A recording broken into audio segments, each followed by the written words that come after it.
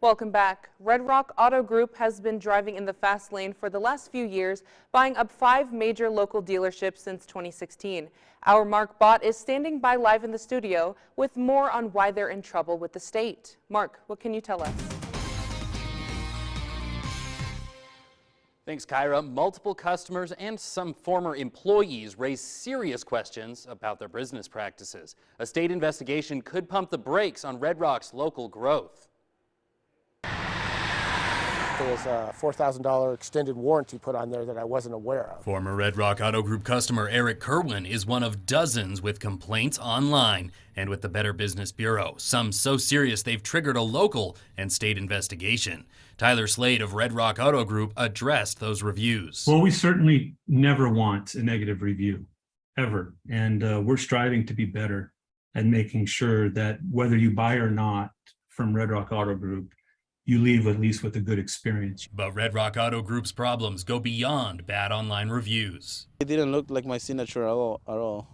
No, it's I think my signature is kind of hard to forge, but they tried. Jesus Acevedo tells us he bought a truck from Red Rock's Hyundai dealership without a printed contract. When the bank printed it for him, Jesus found a $10,000 extended service agreement charge that he says he knew nothing about. Jesus took a closer look at the document and found something even more disturbing. Somebody else signed or forged my signature. Jesus says Red Rock Hyundai refused to address the issue at first and then gave him 2 choices, his down payment back or a newer truck.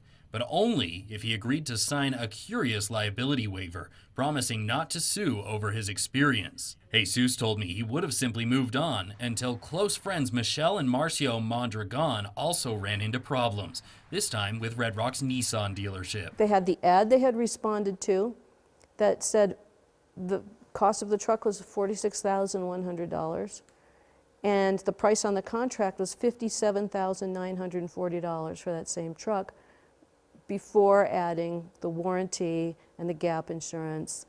In total, they got charged over $65,000 for this truck, and they had put $20,000 down on it. Local blogger and journalist Ann Landman started investigating after she helped Jesus and the Mondragons confront a Red Rock manager in person.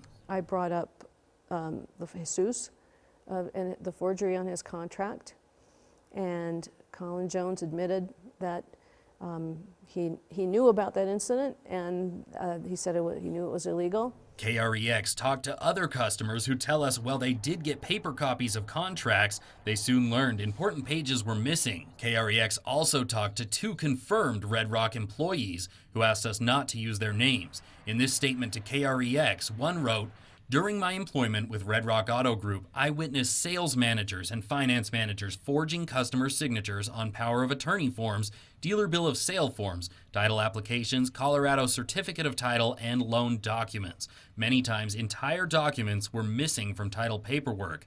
I was told by my direct supervisor that every dealership does it, and it's no big deal." The employee states they believe they were ultimately fired for refusing to go along with these practices. A second former employee, a salesman, told KREX the practice was well known in the office. I started getting contacts from other people saying, hey, this happened to me, the same thing happened to me. We contacted Red Rock Auto for their side of the story and spoke with platform managers Brian Knight and Brantley Reed, and also with Tyler Slade, who introduced himself as a minority investor and who we learned is also a general manager for one of the parent company, Tim Dolly's Utah dealerships. They told me they would not address any specific customer complaints, but insisted that there is no systematic wrongdoing by Red Rock dealership or its parent company. No, it's absolutely not a pattern.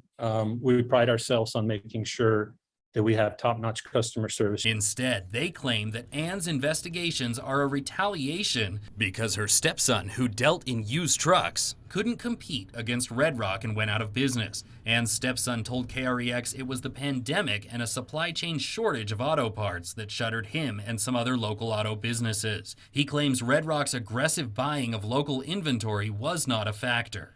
Red Rock claims complaints brought to their attention are resolved, including termination of employees if needed. And it should be noted that Red Rock resolved the customer cases mentioned in this story. We're not interested in doing anything illegal. We're not interested in trying to pull wool over any customer's eyes. Our business model is about repeat business, about referral business. And these shady practices are not acceptable, and they don't fit what we're trying to do long-term, short-term, or any term in this great market at Red Rock Auto Group. The Colorado Department of Revenue, with assistance from the Grand Junction Police Department, is now officially investigating Red Rock Auto Group. As for Jesus Acevedo, he has this advice. If you go, just be careful and read everything you sign.